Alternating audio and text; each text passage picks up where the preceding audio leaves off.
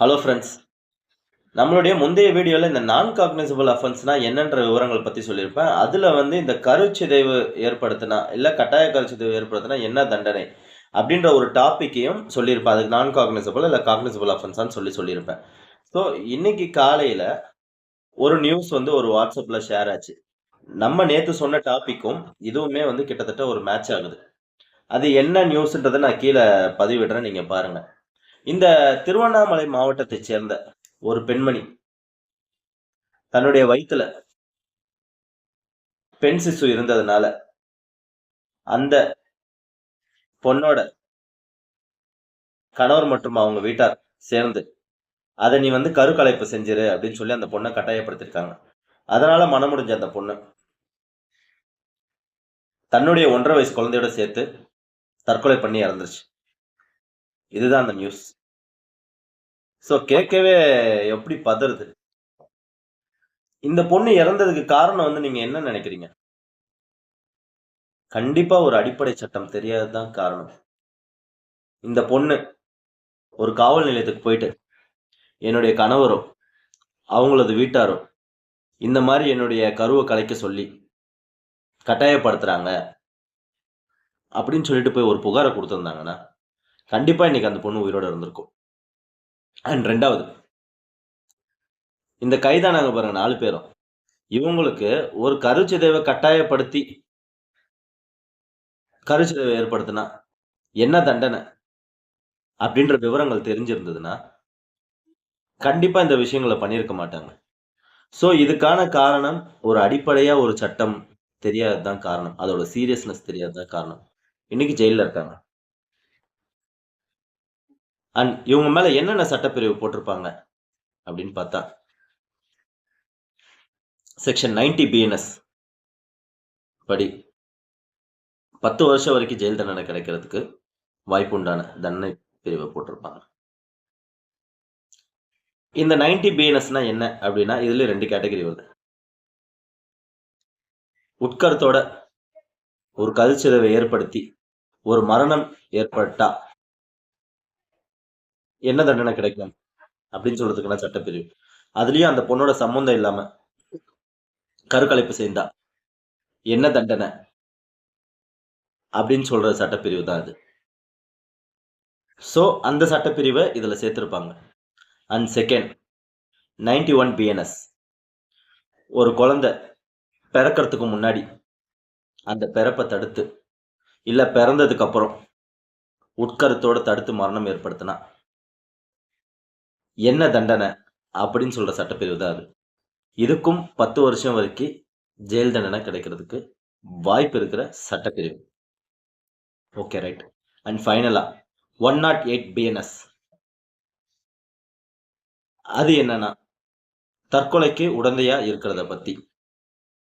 So இதுக்கும் 10 வருஷம் வரைக்கும் ஜெயில் தண்டனை கிடைக்கிற சட்டப்பிரிவு தான் இது.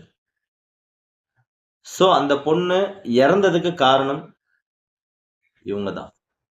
சோ அதுக்கான சட்டப்பிரிவுகள் தான் இதுல சேர்த்திருக்கிறாங்க, சேர்த்திருப்பாங்க. சரிங்களா? சோ இதுக்கெல்லாம் காரணம் பாத்தீங்கன்னா ஒரு அடிப்படையான ஒரு விஷயங்கள் தெரியல. தெரியாதனாலதான் இன்னைக்கு இந்த 4 பேருமே இன்னைக்கு ஜெயில இருக்காங்க. உண்மையிலே இந்த விஷயங்கள் தெரிஞ்சிருந்ததுன்னா கண்டிப்பா ஒரு மரணம் நடந்திருக்காது. சோ இப்ப நான் இந்த நியூஸை எதுக்காக பதிவிடுறேன்னா, யாராவது ஒருத்தருக்கு என்னைக்காவது எங்கேயாவது போய் சேரட்டுமே. இப்ப நம்ம சொல்றதுனால என்ன மரணம் நடக்காம இருக்குமா? இல்ல தடுத்துற முடியுமா நம்மளால? முடியாது. நம்ம சொல்ற விஷயங்கள் யாராவது ஒருத்தருக்கு ஏதோ ஒரு மூலையில ஏதோ ஒரு விஷயங்கள் ஸ்டாப் ஆனா கூட சந்தோஷம்தான். அண்ட் நான் இந்த கருச்சிதைவு பத்தியே ஒரு தனி டாபிக் போடலாம் அப்படின்னு சொல்லி யோசிச்சு வச்சிருந்தேன். சோ அதுக்கான அவசியமுமே கிடைச்சிருச்சு. கண்டிப்பா அதை பத்தி நான் பதிவிடுறேன். இந்த ஸ்கேன் சென்டர் மேல என்ன ஆக்ஷன் எடுத்திருப்பாங்கன்னா, PCPNDT ஆக்ட் கீழ இந்த ஸ்கேன் சென்டர் மேலையும் கண்டிப்பா நடவடிக்கை எடுத்திருப்பாங்க. இந்த PCPNDT ஆக்ட்னா என்ன அப்படின்னா, pre conception prenatal diagnostic techniques act அப்படின்னு சொல்லுவாங்க. சோ கருவுக்கு முந்தைய நோய் கண்டறிதல் இல்ல முந்தைய கருத்தரிப்பு பற்றி கண்டறிதல் அப்படின்னு கூட இதை சொல்லலாம் தமிழ். ஸோ இந்த ஆக்ட் வந்து பார்த்தீங்கன்னா 1994ல வந்து இன்ட்ரோடியூஸ் பண்ணி 1996 ஜனவரி 1ல வந்து அமல்படுத்தப்பட்டது. ஸோ அதுக்கப்புறமும் பார்த்தீங்கன்னா, தொடர்ந்து இந்த மாரி ஒரு கருக்கலைப்பு, இந்த மாரி தொடர்ந்து நடந்து வந்துகிட்டே தான் இருந்தது. அதுக்கப்புறம் 2003ல வந்து இந்த ஆக்ட்ல வந்து ஒரு அமெண்ட்மென்ட் எடுத்துட்டு வந்தாங்க. கடுமையான அமெண்ட்மென்ட். ஸோ இது இந்த மாரி ஒரு விஷயங்கள் சட்டவிரோதமா நடந்ததுன்னா, அந்த ஸ்கேன் சென்டரோட பதிவ நிரந்தரமா நிறுத்தக் கோரியும், சிறை தண்டனை ஏற்படுத்தக் கோரியும் ஒரு அமெண்ட்மென்ட் எடுத்துட்டு வந்தாங்க. இது ஒரு தனி ஆக்ட். இது போக போக நான் வரப்ப நம்ம சேனல்ல நான் கண்டிப்பா போடுறேன். ஸோ இன்னைக்கு இந்த நியூஸ் வந்து ரொம்ப ஒரு சேடான விஷயம் தான். இன்னைக்குமே எதுக்கு இந்த பெண் குழந்தைகள கருத்தரிப்பு செய்ய சொல்றாங்க? ஒரு நவீன உலகத்துக்கு வந்துட்டோம். இன்னைக்கு பெண்கள் எல்லா துறையிலுமே சாதிக்கிறாங்க.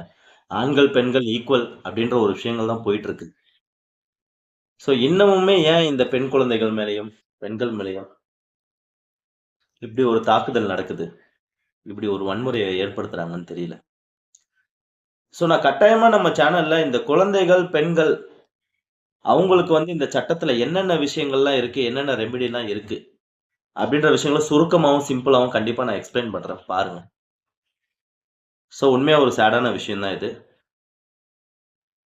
நெறைய குற்றங்கள் நடந்துகிட்டே தான் இருக்கு. நம்ம சொல்ற டாபிக்க தழுவி தான் வந்துட்டு இருக்கோம். எனக்கு தெரிஞ்சு. ஸோ நம்ம ஒரு விஷயங்கள் பேசிக்காக போனோம். ஆனா இன்னும் அட்வான்ஸா நெறைய விஷயங்கள் வந்துட்டு தான் இருக்கும் போல. ஸோ நான் தொடர்ந்து வந்தா நான் பதிவிடுறேன். பாருங்க. Thank you friends.